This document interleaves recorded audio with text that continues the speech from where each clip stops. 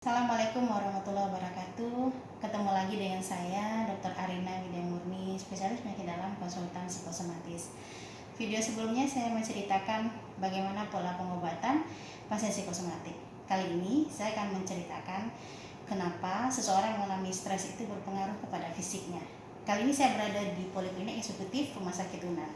Baik, mari kita lihat gambar berikut ini. Ketika otak kita menerima suatu masalah, anggaplah di sini ada stresor. Saya ceritakan di video sebelumnya bahwa dalam kehidupan kita mulai dari kita kecil sampai dewasa ada hal-hal yang bisa mempengaruhi kita. Stres yang diakibatkan oleh berbagai faktor yang diterima oleh otak kita di pusat emosional motor sistem kita, yaitu di hipotalamus namanya. Nah, ini sebenarnya pengaruhnya tidak hanya ke fisik kita, ke perasaan kita, tapi juga mempengaruhi ke organ tubuh kita. Jadi tidak hanya mempengaruhi hati kita, suasana hati kita, tapi juga berpengaruh terhadap organ tubuh kita. Salah satu contohnya adalah ke saluran cerna, yang dimana mulai dari kita makan, masuk makanan, kemudian sampai diproses di usus dan kemudian usus besar sampai ke pelepasan. Sebenarnya ini semua bisa dipengaruhi oleh masalah psikis. Nah, jadi kenapa bisa demikian? Ada 5 hal yang mungkin terjadi. Salah satunya saya sampaikan dulu kali ini adalah karena ada pengaruh yang namanya susunan saraf otonom yang bisa simpatis dan bisa parasimpatis.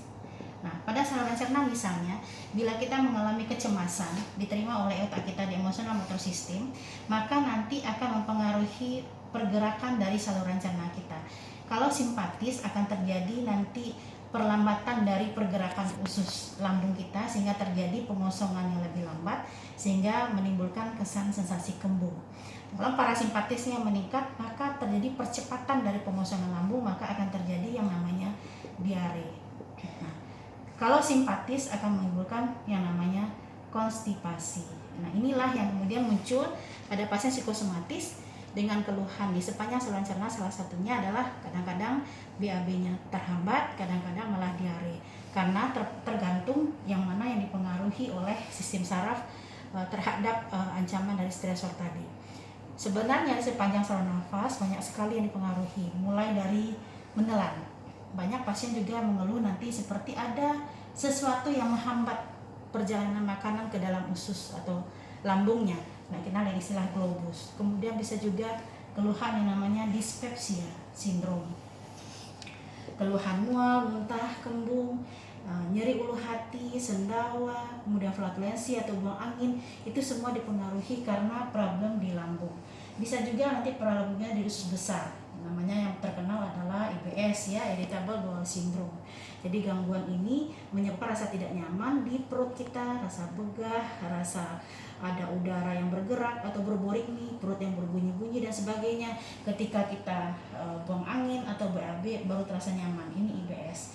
Sebenarnya juga sampai di masalah di sini, di saluran paling ujung dari pencernaan kita juga bisa terkendala karena faktor stres.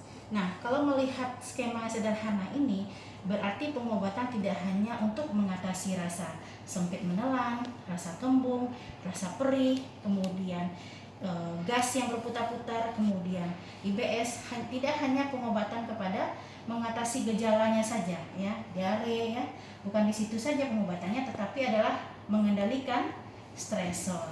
Jadi mengendalikan stresor ini bagaimana kita beradaptasi terhadap masalah yang muncul sehingga bisa dikendalikan emosional motor sistem, sehingga bisa mengendalikan kembung, bisa mengendalikan masalah di usus besar kita, bisa mengendalikan rasa tersepit yang enak, sehingga kemudian akhirnya kita bisa merasakan suasana yang nyaman kembali di saluran cerna kita.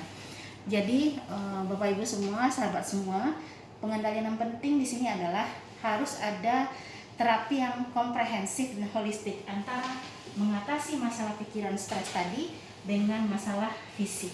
Kedua-duanya harus berjalan serentak. Karena itu, kalau melihat dari video sebelumnya, maka penanganannya tidak hanya obat-obatan, tetapi bagaimana kita membiasakan diri untuk mengendalikan emosi. Lakukan pertama kali dengan ventilasi, mengeluarkan semua energi negatif, emosi negatif yang kita punya. Kemudian tuliskan apa masalah yang kita hadapi, lalu relaksasi, mengendalikan emosi negatif tersebut, dan kemudian jangan lupa untuk berhenti untuk mendengarkan, merasakan gejala-gejala yang ada ini. Karena semakin kita pikirkan perut kembung, ya, kita pikirkan konstipasi, maka itu menjadi stresor baru lagi. Nah, inilah yang menyebabkan seorang pasien psikosomatik sulit sembuh karena semua gejala yang dirasakan itu menjadi masalah bagi dirinya.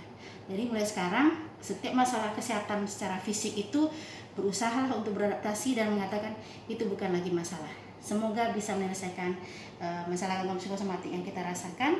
Semoga bisa menjadi pedoman buat kita semua bagaimana mengendalikan pikiran negatif menjadi sangat penting dalam menyelesaikan masalah-masalah psikosomatik. Sampai ketemu lagi di video berikutnya. Assalamualaikum warahmatullahi wabarakatuh.